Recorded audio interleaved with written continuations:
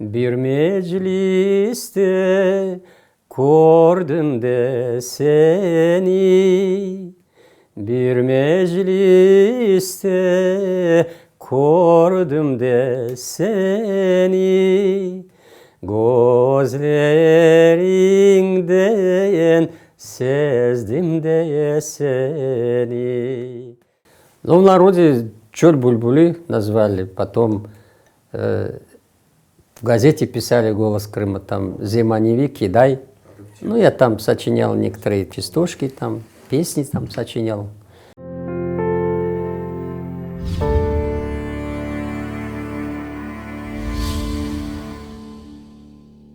Я Дилявер Усманов, родился в 1955 году, 15 октября, в Ферганской области, Алтарыкский район, станция Вановская.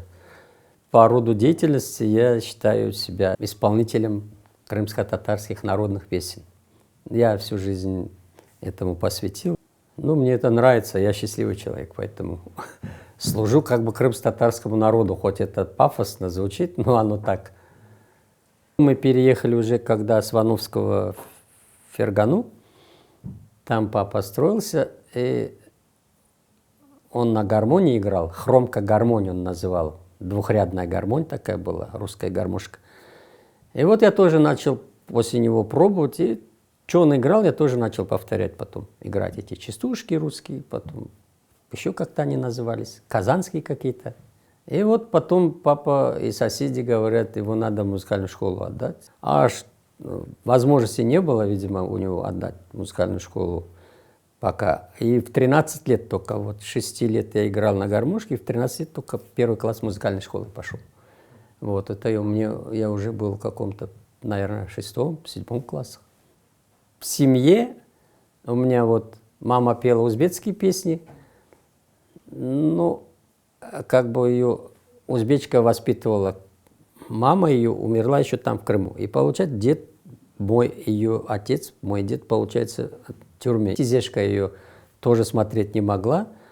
Вот, и отдали ее не в интернат, а одной, у которой детей не было, одна узбечка Саляма Тапа ее взяла. Это со слов матери я говорю. Вот она научила ее усмой красить хашлары, волосы такие черные, я помню, у мамы были, да, вот, ниже пояса. Узбекские песни она пела, заунывные такие, вот так. А папа ее дразнил, говорит, болды что, ау, ну, плохое слово, зверь таркелерн джерламамал. Вот так он говорил. И, короче, татар же таркелер жерла, а он по-ногайски только пел. Там «Кёроглы, мен бир кёроглы, мама», мен жырлағанда епсі маға қарайлар, говорит, и сам себе так взбадривал. Ну, характер такой был у него, лидерский и такой все время оптимизм, геройский характер. В советское время аккордеон считался тоже зарубежным инструментом, у нас же идеологическое государство было. В этом смысле вот только вот русские инструменты, баян, гармошка. Поэтому уже в училище музыкальное уже не брали, только музыкальная школа. Брали на баян. Пришлось поступать на Дежурско-хоровой. Кстати, мы поступали с Энвером Измайловым. Мы и соседи жили с ним в Киргели, на одной улице Джамбула. Вот он внизу, я вверху. И как бы росли, и в школе вместе учились, и так далее. И в армию вместе поехали, и все вместе было. Мандатная комиссия говорит Энверу Измайлову, или фагот, это он мне рассказывает, или до свидания. А мне мандатная комиссия говорит, или контрабас, или ты не проходишь по конкурсу. И все. После училища, говорит, обязательно надо консерваторию, потому что училище на контрабасе окончишь, ничего никуда тебя не берут, никому ты не нужен. Ни в музыкальной школе, нигде. И вынужден был поступить в консерваторию в Ташкентскую. За счет контрабаса стал нормальным музыкантом. То есть начал понимать, консерватория, оказывается, много чего дает. Я благодарен контрабасу, инструменту. Хотя снаружи всегда был недоволен и все время говорил, я ради диплома учусь. Ну, правильно, я ради диплома учился, но я про штаны не протирал, я кое-что там узнал, много что. О Крыме все время родители нам говорили, мы представляли Крым таким. Ну, конечно, когда я пришел, я уже после Ташкента, какая-то провинция была, какой-то этот мегаполис, весь Советский Союз строил. Такие газоны, такие гостиницы, Узбекистан и прочие там отели. И пришел сюда, думаю, куда я попал. Это еще столица. А туда дальше вообще провинция. Сидят там 4-5 старушек до 12, вот этот рынок. Ну, а потом, когда уже через 5-6 лет татары начали с 87-го переезжать, какие рынки пошли у нас, какие пошли помидоры и так далее, стройки, захваты, борьба. То есть народ у нас в этом смысле выживающий. Все проснулись в Крыму. Кто здесь населял, тоже начали, хочешь не хочешь, какое окружение, ты тоже начинаешь потом с этим окружением уже как бы контачить и начинаешь что-то тоже делать. А до нас они ничего не делали. Сваливать на то, что Советский Союз не разрешал. Ничего не делают. Ну, потому что пришлые, приезжие все были. Мы очень музыкальный народ. Наверное, вот эта вот природа сама, море, горы, вот эта красота природы, мы же едины. Мы не можем быть, как бы сказать, не талантливыми, не музыкальными. Единый организм Вселенной. Мы тоже как частица вот во Вселенной этой, вот в этой частице вместе росли и вот все это впитали. По-другому как. Наши все песни о Крыме. Там свадьбы как бы были другие, там и поколение было другое. Если мы их не сыновья, то наши отцы, до этого деды, если мы шестидесятники, то поколение было уже 30-х годов, да, 40-х, послевоенных, 50-х годов. Конечно, они хорошо знали свой язык, свой фольклор. Пусть бытовой, на бытовом уровне, на диалекте разговаривали там, огузском там или кыпчакском. Мы там, кстати, и перемешались хорошо, сохранили свои народные песни, свои обычаи на свадьбах.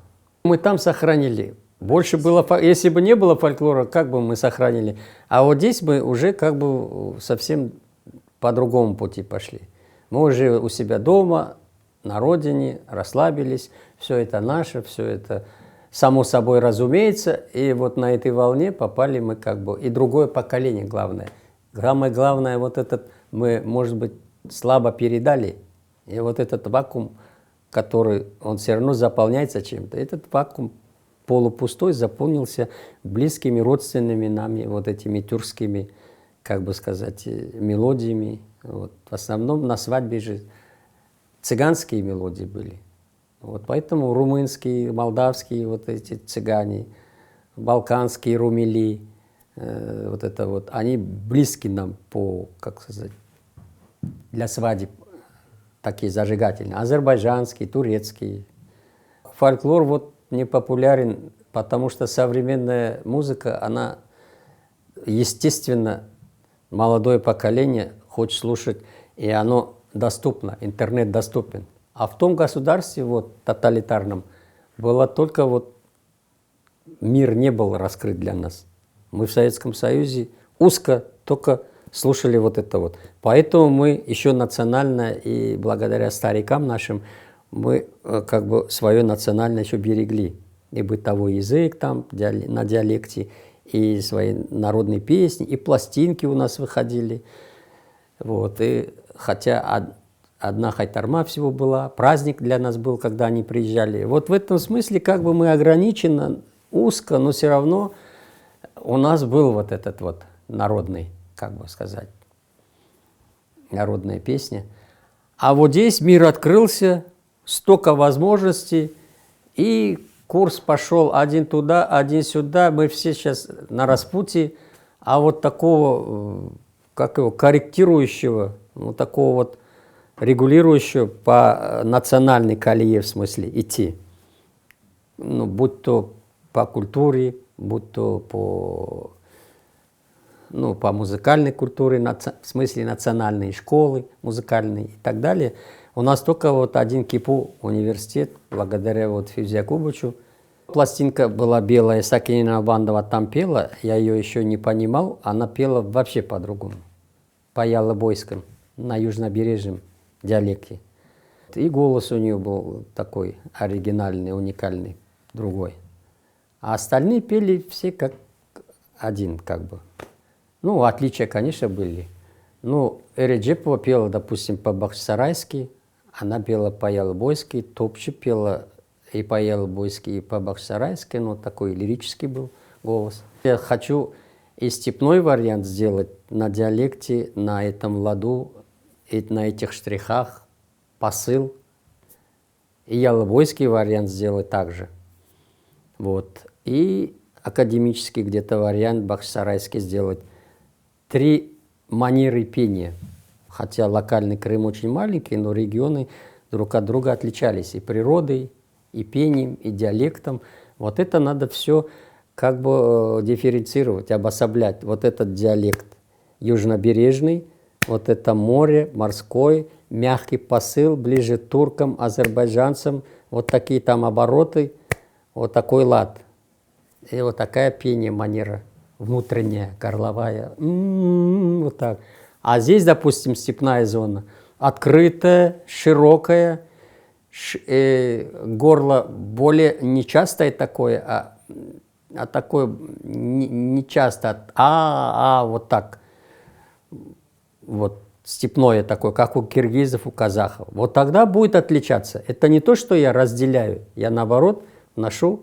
Меня тоже обвиняли, говорят, ты что, ногаев выделяешь туда? Это не ногаев выделять, и не татов, и не ялобойцев выделять, а обособлять и искать у каждую свое различие, и каждую свою особенность искать. Вот этим я занимаюсь. Вот сейчас, до этого, лет 20 уже занимаюсь, может быть.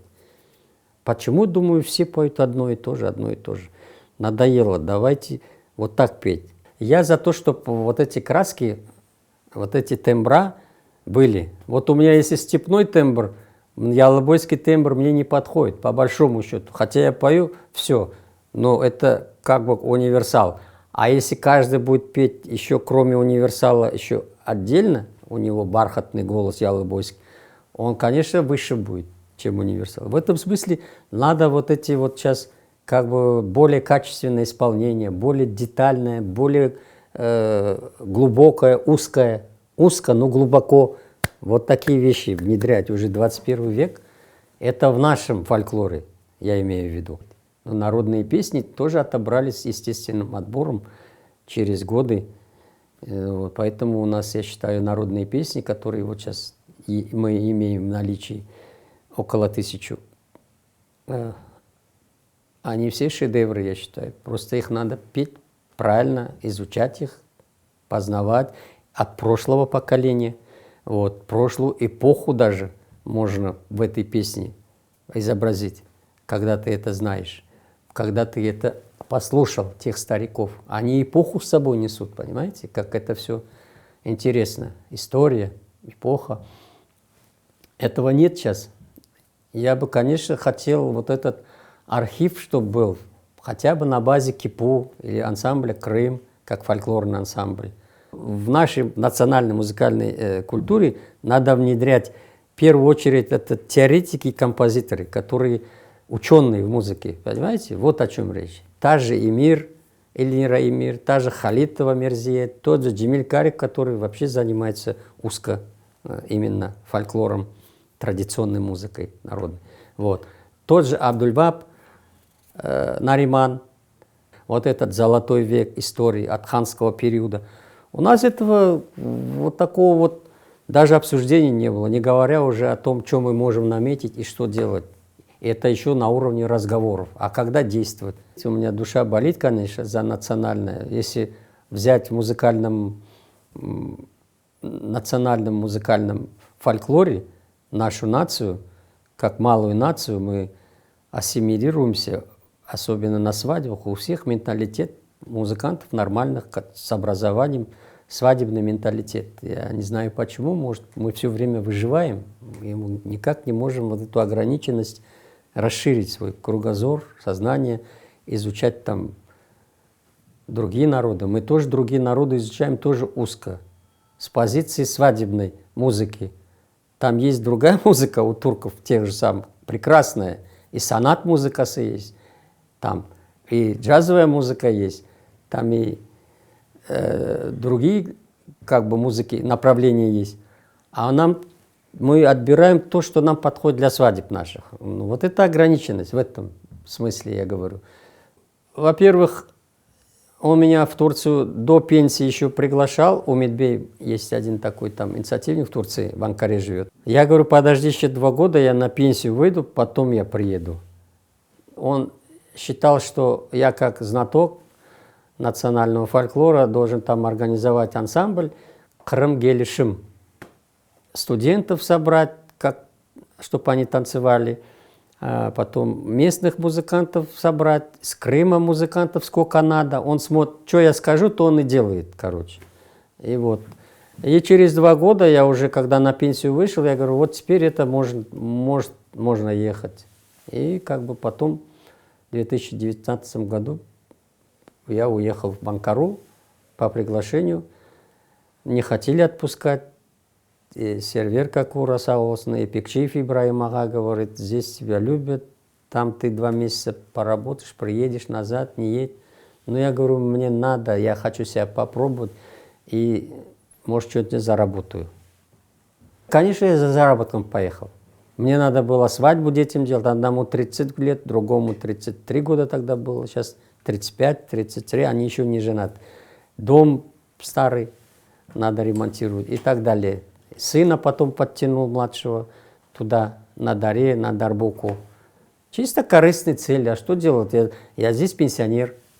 Молодым надо уступать дорогу. Я себя чувствовал очень там хорошо, комфортно. Люди слушали, им все нравилось. После свадьбы, после концерта окружали нас, разговаривали. Ой, как правильно говорите, вы татарин. Ну, чольши весендел апецин, они считают, что ты правильно разговариваешь по-татарски. А другие приезжали, не так разговаривали, мы их не понимали. Вот местные, я имею в виду крымские турки. В основном такой диалект. Я чувствовал немножко ностальгию и немножко одиноким себя чувствовал, а не чужим. Вот у меня была ностальгия по Крыму, здесь же друзья остались. И одинокий я там был, один оставался после концертов сам с собой, думаю, что я здесь делаю. А потом, когда получаешь вот эти вот наличкой $500, а те получают по лирам, там сколько-то, 250 лир. Там думаю, о, надо еще потерпеть. Вот так вот. В Турцию я когда поехал, уже как бы я для себя решил обновиться, помочь семье, а потом отойти уже. А до этого мы с женой договорились, чтобы морально как бы 2 сыновей не подавлять. Я как бы на расстоянии нанимал квартиру и жил и работал. И вот так я 8 лет жил на Фонтанах, на Слободе. В общем, в Симферополе я жил. Мы тогда уже как бы с женой, уже так было у нас, был раздел. В Турции там уже оздоровился, начал над собой работать в плане здоровья и готовиться к женитьбе. Это было уже как бы цель себя оздоровить и начать новую жизнь, готовиться. Я начал туда звонить по соцсетям, по Фейсбуку, сюда, по фотографии. Чисто так от себя. Там присматривать в Турции, там наши татарки работают, там то, все. Вот, из наших, конечно. И все, а потом на первый же остановился, и все сошлось. Вот, дай Бог, чтобы все дальше было нормально. И все. Сейчас я занялся уже педагогической деятельностью, начинаю интернет осваивать по педагогике, потому что я не занимался этим. До 14 лет какая педагогика, ну, в смысле, какие голоса, мутация голоса, когда у девочек, у мальчика и так далее. Я сейчас полностью самообразованием занимаюсь. Ну, поэтому я всю жизнь этим и занимался по национальной музыке. Свои полученные знания в музыкальном училище, там, в консерватории я внедрял в нашу национальную. В Крыму, конечно, комфортно. Но опять-таки, когда есть работа в чужом доме, я живу, допустим, у жены, там, у тестя, мы втроем живем. Ее отцу 89 лет, супруга и я троем. Но я по дому все стараюсь помогать. Он показывает, где, что, почем, такой старик, такой шустрый. Айтат жағым, мне все это понравилось, их быт, вот этот двор, поведение, воспитание. Я сам у них это как бы учусь всему.